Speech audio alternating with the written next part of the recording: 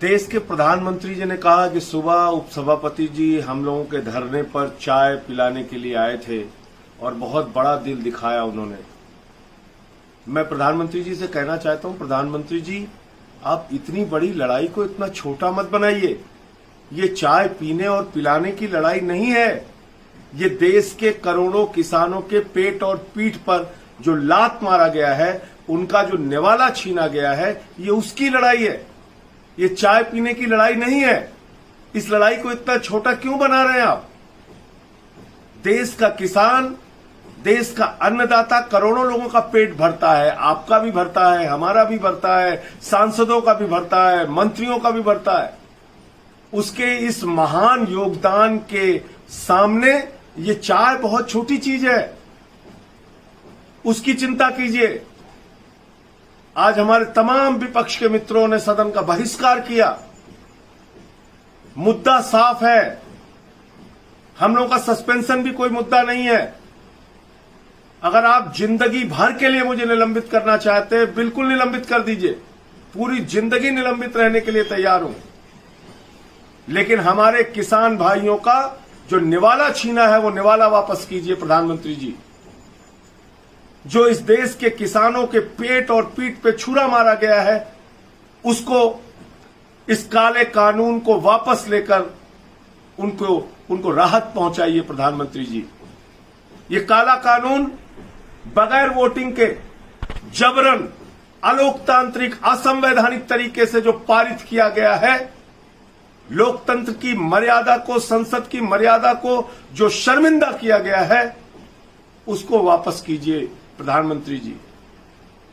ये लड़ाई चाय पीने और पिलाने की नहीं है। देश के करोड़ों किसानों की लड़ाई को आप एक छोटी सी चाय पिला के निपटा रहे हैं।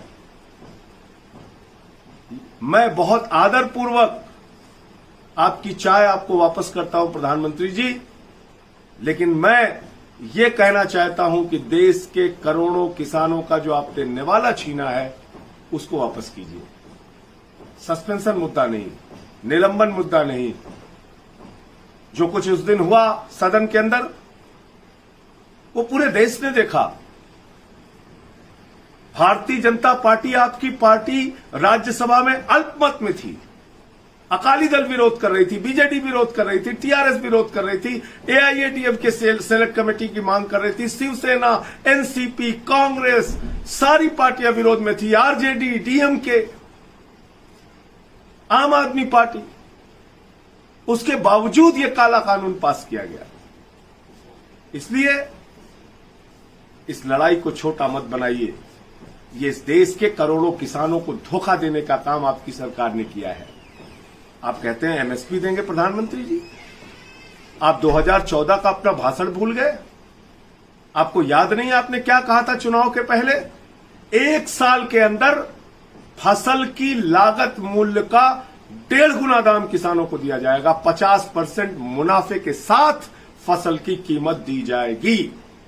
लेकिन आपकी सरकार ने शपथ पत्र देकर सुप्रीम कोर्ट में कहा कि हम 50% मुनाफा नहीं देंगे।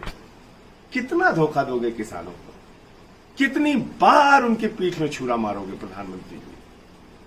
पूरे देश को आपको जवाब देना होगा। आज पूरे देश का किसान आंदोलित है, वो चाहे पंजाब का हो, हरियाणा का हो, उत्तर प्रदेश का हो, बिहार का हो। आपने एमएसपी खत्म कर दी।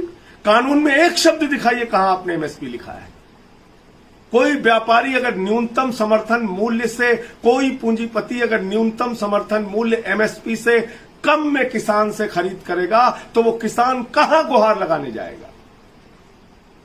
कौन सा न्यायालय उसकी बात सुनेगा अगर आपने बिल में, कानून में लिखा ही नहीं है एमएसपी के बारे में, एक शब्द नहीं लिखा तीनों बिल में? तो इसलिए मैं फिर दोहरा रहा हूं और विपक्ष के मित्रों को भी कह रहा हूं, हम लोगों का निलंबन कोई मुद्दा नहीं है।